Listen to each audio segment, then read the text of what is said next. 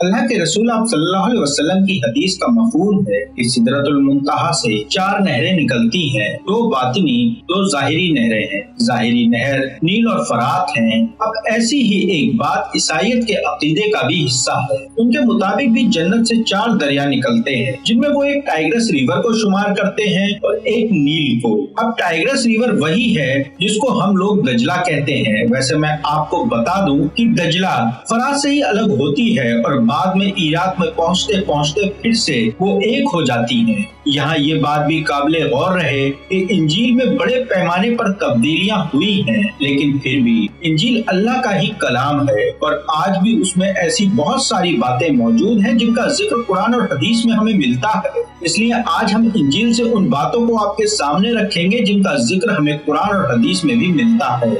अल्लाह के रसूल आप सल्लल्लाहु अलैहि वसल्लम ने ये पेशेनगोई उस वक्त की थी जब फरहात के सूखने के बारे में कोई सोच भी नहीं सकता था। और ये सूखने की बात सिर्फ इस्लाम नहीं कहता, बल्कि फरहात के सूखने का जिक्र हमें इंजील में भी मिलता है। और इस नदी के सूख जाने के बाद यहाँ एक बड़ी और हौलनाक जंग होगी जिसको वो लोग आर्मेगेडोन कहते हैं, जबकि इसी तरह की जंग इस्लाम में अल मलहमतुल उज़्मा के नाम से मौजूद है। ईसाइयों के नजदीक भी दज्जाल, जिसको वो एंटी क्राइस्ट कहते हैं, वो यहूदियों का मसीहा बनकर आएगा और पूरी दुनिया में अपनी हुकूमत कायम करेगा। सबसे पहले वो इजराइल में बादशाहत कायम करेगा। उसकी बादशाहत का वक्त तकरीबन 7 साल रहेगा, जिसमें उसके पहले 3.5 साल में वो अपने आप को इंसानों का मसीहा बनाकर पेश करेगा। लोग उसको बहुत पसंद करेंगे, वो भी लोगों के लिए बहुत काम करेगा, वो पूरी इंसानियत का मसीहा बन जाएगा। लेकिन फिर 3.5 साल के बाद वो अपनी औकात पर आएगा।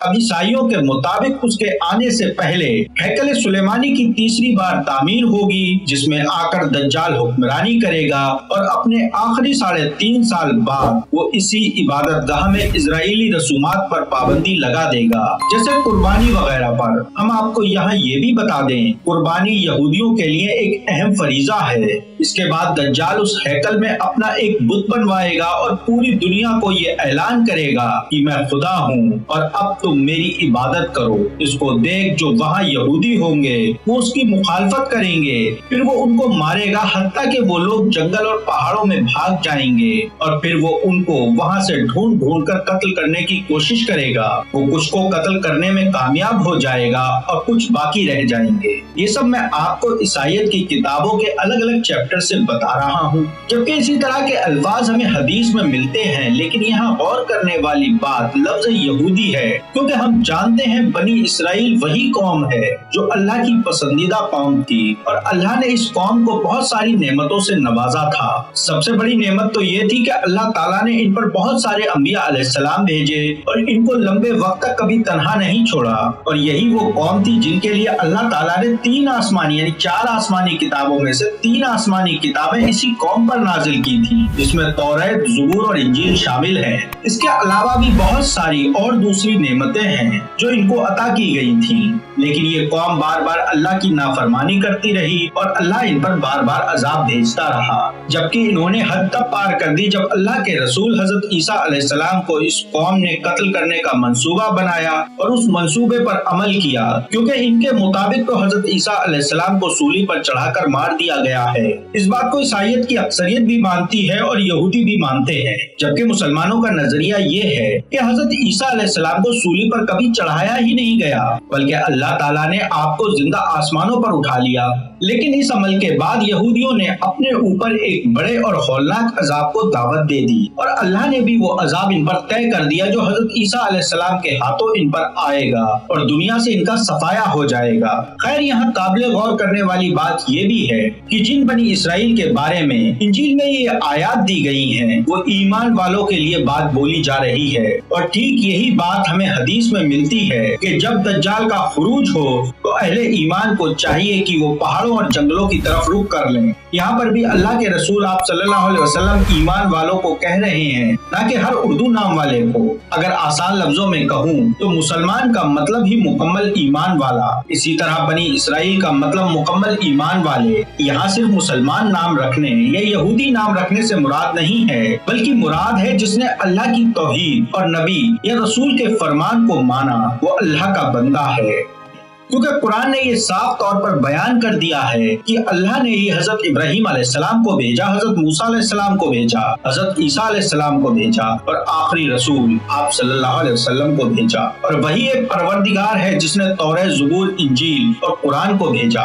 यानी हजरत आदम अलैहिस्सलाम के बाद अंबिया और रसूल आते रहे, 4 किताबें आई जिन्होंने अंबिया अलैहिस्सलाम के बताए गए रास्ते पर मजबूती से कदम रखे और चलते रहे। जिन्होंने इन 4 किताबों के हिसाब से जिंदगी गुजारी वो सब के सब ईमान वाले हैं। जिन्होंने नबी के तरीके को छोड़ा, रसूलों पर नाजिल की गई किताबों को छोड़ा और अपना तरीका इजाद कर लिया, वो सब के सब गैर ईमान वाले हैं। इसलिए इंजील में जो बनी इसराइल का जिक्र है वो उन ईमान वालों के लिए है जो नबी के तरीके को मानते हैं, इंजील या कहें आसमानी किताबों पर यकीन रखते हैं। इसलिए ये उन ईमान वालों के लिए हिदायत है कि जब दज्जाल आए तो वो पहाड़ों और जंगलों की तरफ रुख कर लें। लेकिन क्योंकि अब आखिरी शरीयत कुरान है और आखिरी नबी सल्लल्लाहु अलैहि वसल्लम है, अब हर इंसान पर यह फर्ज है कि वो आखिरी नबी की पैरवी करें और तौहीद के पाबंद होकर आखिरी शरीयत कुरान के मुताबिक जिंदगी गुजारें, तभी वो ईमान वाले होंगे। इसके अलावा ईसाइयों में दरियाए फरत के सूखने से पहले एक अहम निशानी दमिश्क की तबाही को भी माना जाता है। उनके मुताबिक दमिश्क में एक बड़ी तबाही होगी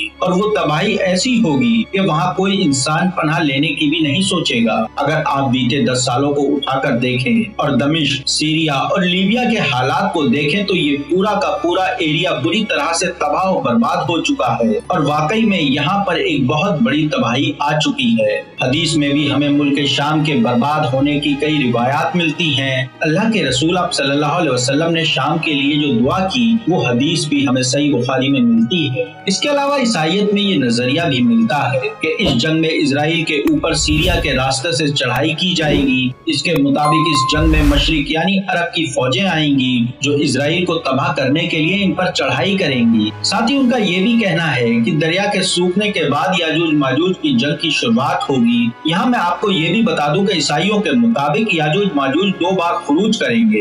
एक बार वो हजरत ईसा अलैहिस्सलाम की दूसरी आमद से पहले खुरूज करेंगे और दूसरी बार हजरत ईसा अलैहिस्सलाम के सामने खुरूज करेंगे। इसके अलावा उनके मुताबिक इजराइल ये पहली जंग में फतह हासिल करेगा और उनके मुताबिक इजराइल का जो खुदा है वो आज भी इजराइल की हिफाजत करता है और वही सच्चा और जिंदा खुदा है। अब साथियों, मेरी समझ में जो बात आई है वो सिर्फ इतनी सी है कि सच्चा और जिंदा खुदा जो हमेशा से है और हमेशा तक रहेगा वो सिर्फ और सिर्फ अल्लाह रब्बुल इज्जत है, जिसको वो अलग अलग अंबिया अलैहिस्सलाम के जरिए इस दुनिया में भेजता रहा और इस दीन को मोहम्मदुर रसूलुल्लाह सल्लल्लाहु अलैहि वसल्लम पर अल्लाह ने मुकम्मल कर दिया। अब कोई और नबी नहीं आने वाले। अब क्योंकि दीन एक है इसलिए अल्लाह ने तो वही एक बात बोली और वही बात लोगों ने अपने मुताबिक अपनी कौम पर फिट कर ली, जबकि अल्लाह ने ईमान वालों की हिफाजत करने की बात बोली है। यानी साफ बात है, अगर तुम ईमान वाले हो तो तुम ही गालिब रहोगे।